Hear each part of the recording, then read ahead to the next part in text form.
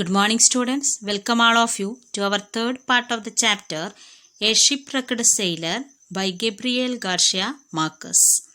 I think you got an idea what happened in the first and second part of the chapter. It is the last part of the chapter 2. We completed 9 paragraphs in the second parts, and now we are starting with the 10th paragraph. I tried to row, but it was as hopeless as the first time. ഞാൻ വീണ്ടും തുഴയാൻ ശ്രമിച്ചു, പക്ഷേ ഇത് ആദ്യത്തെ പോലെ തന്നെ പ്രതീക്ഷയില്ലാത്തതായിരുന്നു. I made a last try so that Rengifo could reach the oar. തുഴയുടെ അടുത്തേക്ക് റെങ്കിഫോയ്ക്ക് എത്തുന്നതിന് വേണ്ടി ഞാൻ എൻ്റെ അവസാന പരിശ്രമം നടത്തി. But the raised hand which a few minutes earlier had been trying to keep the headphones from sinking sank forever less than 2 meters from the oar. എന്റെ പങ്കായത്തിൽ നിന്ന് 2 മീറ്ററുകൾക്കപ്പുറത്ത് കുറച്ച് നിമിഷങ്ങൾക്ക് മുൻപ് പോലും ഞാൻ കണ്ടിരുന്ന റെങ്കിഫോയുടെ വലതുകൈ, ആ കൈയിൽ അപ്പോഴും ഹെഡ്ഫോൺ ഉണ്ടായിരുന്നു. അത് ഉയർത്തിപ്പിടിച്ചിരുന്ന ആ കൈ ഇപ്പോൾ മുങ്ങിക്കൊണ്ടിരിക്കുന്നു. സാങ് ഫോർ അവർ, എന്നേക്കുമായി അത് മുങ്ങിത്താഴുന്നു. I don't know how long I stayed like that, balancing the life raft, holding out the oar. എനിക്കറിയില്ലായിരുന്നു ആ പങ്കായം പിടിച്ചുകൊണ്ട് ആ ചങ്ങാടത്തിൽ ബാലൻസ് ചെയ്തുകൊണ്ട് എത്ര നേരമാണ് ഞാൻ അതുപോലെ നിന്നത് എന്ന്. I kept searching the water, hoping that someone would surface soon. ഞാൻ പെട്ടെന്ന് വെള്ളത്തിൽ എന്തൊക്കെയോ തിരയാൻ തുടങ്ങി. എൻ്റെ പ്രതീക്ഷ ആരെങ്കിലും ഒരാൾ ആ ജലോപരിതലത്തിൽ ഉണ്ടാകുമെന്നതായിരുന്നു. But the sea was clear and the wind getting stronger. കടൽ വളരെ വ്യക്തമായി കാണാമെങ്കിലും കാറ്റ് വളരെ ശക്തമായി അടിക്കാൻ തുടങ്ങി. Blew against my shirt like the howl of a dog. ഒരു നായ ഓരിയിടുന്ന ശബ്ദം പോലെ ആ കാറ്റ് എൻ്റെ ഷർട്ടിന് വിപരീതമായിട്ട് അതടിക്കാൻ തുടങ്ങി. The cargo had disappeared. അപ്പോഴേക്കും ചരക്കു കപ്പൽ അപ്രത്യക്ഷമായിരുന്നു. The mast growing more distinct proved that the small ship hadn't sunk as I had first thought. എന്നാൽ അവിടെ കാണുന്ന ആ കൊടിമരം, പായ്മരം എന്നെ ബോധ്യപ്പെടുത്തി ഞാൻ ആദ്യം വിചാരിച്ചതുപോലെ ഈ ചെറിയ കപ്പൽ താഴ്ന്നു പോയിട്ടില്ല എന്ന്. I felt calm. എനിക്കെന്തോ ശാന്തമായി അനുഭവപ്പെട്ടു. I thought that one of my mates had managed to reach the other life raft. അപ്പോഴും ഞാൻ ചിന്തിച്ചത് എൻ്റെ ഏതെങ്കിലും ഒരു സുഹൃത്ത് വേറെ ഏതെങ്കിലും ഒരു ചങ്ങാടത്തിൽ രക്ഷപ്പെട്ടിട്ടുണ്ടായിരിക്കും എന്നതാണ്.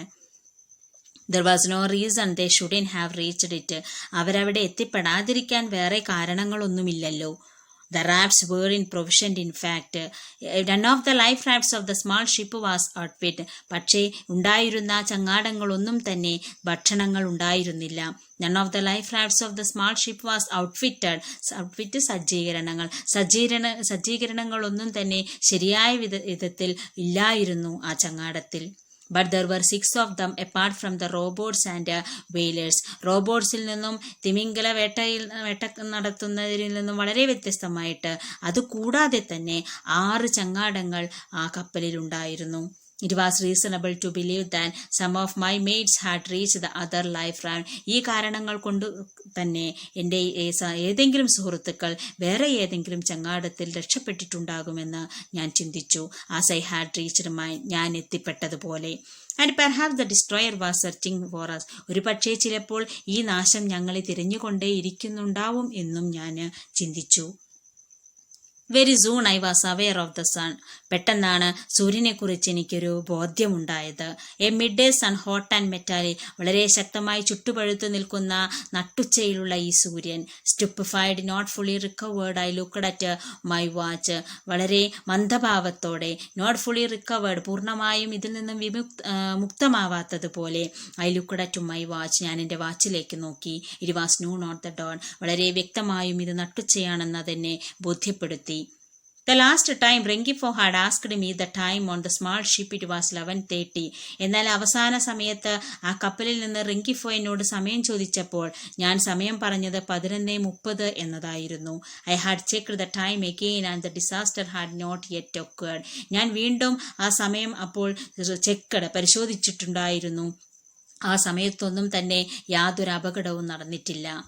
When I looked at my watch on the life ride. എന്നാൽ ഇപ്പോൾ ഈ ചങ്ങാടത്തിൽ ഞാൻ വീണ്ടും വാച്ചിലേക്ക് നോക്കി. It was exactly non.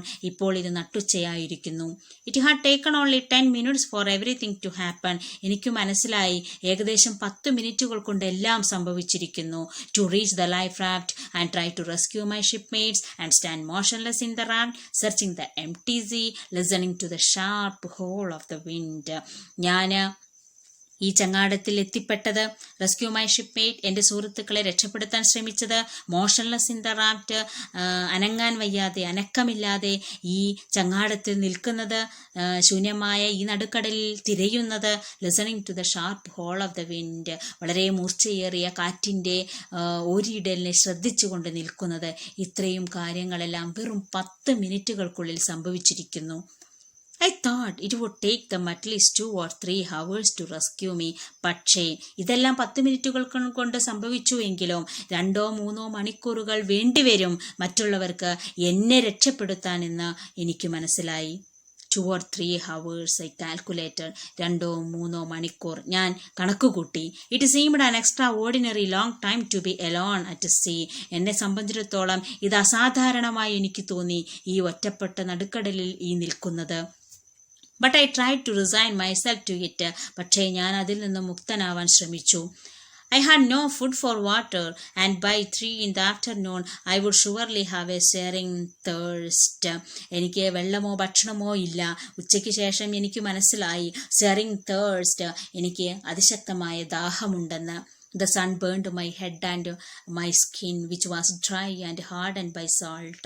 അപ്പോഴേക്കും സൂര്യൻ എന്നെ കരിയിച്ചിരിക്കുന്നു. എൻ്റെ തലയും എൻ്റെ സ്കിന്നും എല്ലാം തന്നെ ഡ്രൈ, അതെന്നെ ഡ്രൈ ആക്കിയിരിക്കുന്നു. ഹാർഡൻഡ് ബൈ സാൾട്ട്, ഉപ്പുരസം കൊണ്ട് അത് കാഠിന്യമുള്ളതാക്കിയിരിക്കുന്നു.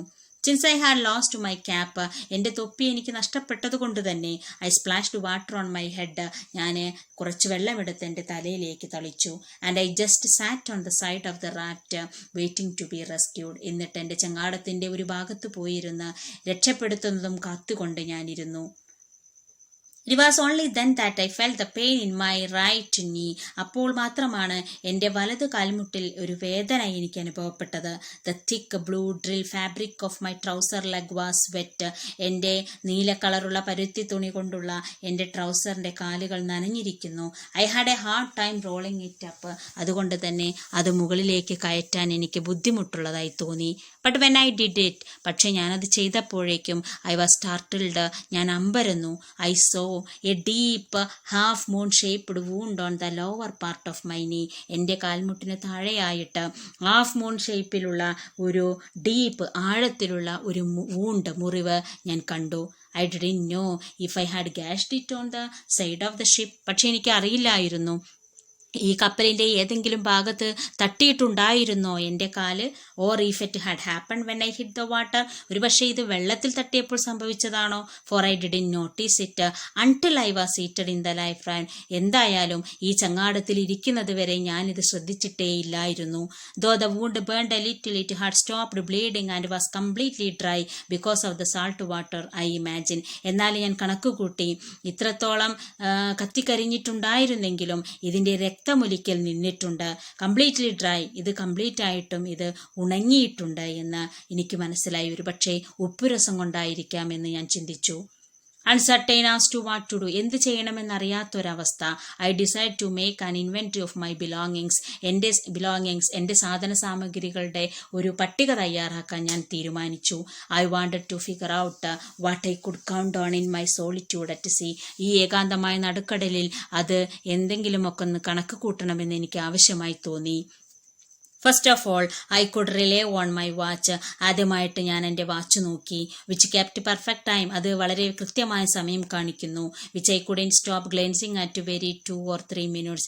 എന്നാൽ അതിലേക്ക് 2-3 മിനിറ്റുകൾ നോക്കാതിരിക്കാൻ എനിക്ക് സാധിച്ചില്ല. In addition I had my gold ring. ഇനി അതിനെ കൂടാതെ എൻ്റെ കയ്യിലുണ്ടായിരുന്നത് എൻ്റെ ഗോൾഡ് റിംഗ്, സ്വർണ്ണമോതിരമായിരുന്നു. Which I had bought in Cartagena the year before. ഒരു വർഷം മുൻപ് ഞാൻ കറ്റാജിന എന്ന സ്ഥലത്ത് നിന്നും വാങ്ങിയ എൻ്റെ മോതിരം. And a chain with a medal of the Virgin of Carmen on it.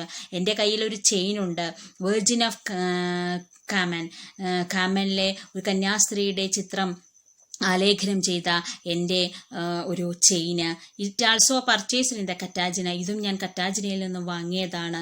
Another sailor for 35 pesos. അവിടുത്തെ പൈസയാണ് കാണിക്കുന്നത്. 35 pesos കൊടുത്ത് ഞാൻ വാങ്ങിയ എൻ്റെ chain. In my pockets I had nothing but the keys to my locker. ഇനി എൻ്റെ പോക്കറ്റിൽ എൻ്റെ ലോക്കറിൻ്റെ കീ അല്ലാതെ വേറെ ഒന്നും തന്നെ ഇല്ല എന്ന് ഞാൻ കണക്ക് കൂട്ടി. And 3 business card. എന്നാൽ 3 ബിസിനസ് കാർഡുകൾ കണ്ടു. I had been given at A store in mobile എന്ന് പറയുന്ന സ്ഥലത്തെ സ്റ്റോറിൽ നിന്നും എനിക്ക് ലഭിച്ച എൻ്റെ 3 ബിസിനസ് കാർഡുകൾ. One day in January when I had gone out shopping. ജനുവരി മാസത്തിൽ ഞാൻ ഷോപ്പിങ്ങിന് പോയ സമയത്ത്, ഞാൻ പർച്ചേസ് ചെയ്ത സമയത്ത് എനിക്ക് ലഭിച്ച എൻ്റെ 3 കാർഡുകൾ. Since I had nothing to do. ഒന്നും തന്നെ ചെയ്യാനില്ലാത്തത് കൊണ്ട് തന്നെ I read the cards over and over to distract myself until I was rescued. ഞാൻ രക്ഷപ്പെടുന്നതും കാത്തുകൊണ്ട്, വേറെ ഒന്നും ചെയ്യാനില്ലാത്തത് കൊണ്ട് ആ 3 കാർഡുകളും ഞാൻ വായിച്ചുകൊണ്ടേയിരുന്നു. ഇതോടെ ഈ ചാപ്റ്റർ അവസാനിക്കുകയാണ്. ഇതിൽ നിന്ന് നമുക്ക് മനസ്സിലാക്കാവുന്നത്, വെലസ്കോ എന്ന് പറയുന്ന അദ്ദേഹം ഇതിലെ ഹീറോ മാത്രമാണ് രക്ഷപ്പെട്ടത് എന്നും അദ്ദേഹത്തിൻ്റെ സുഹൃത്തുക്കളെ ഒന്നും തന്നെ രക്ഷപ്പെടുത്താൻ ശ്രമിച്ചെങ്കിലും അതിന് സാധിച്ചില്ല എന്നും നമുക്ക് ഇതിൽ നിന്നും മനസ്സിലാക്കാം. Okay, thank you for watching student. Stay home, save lives.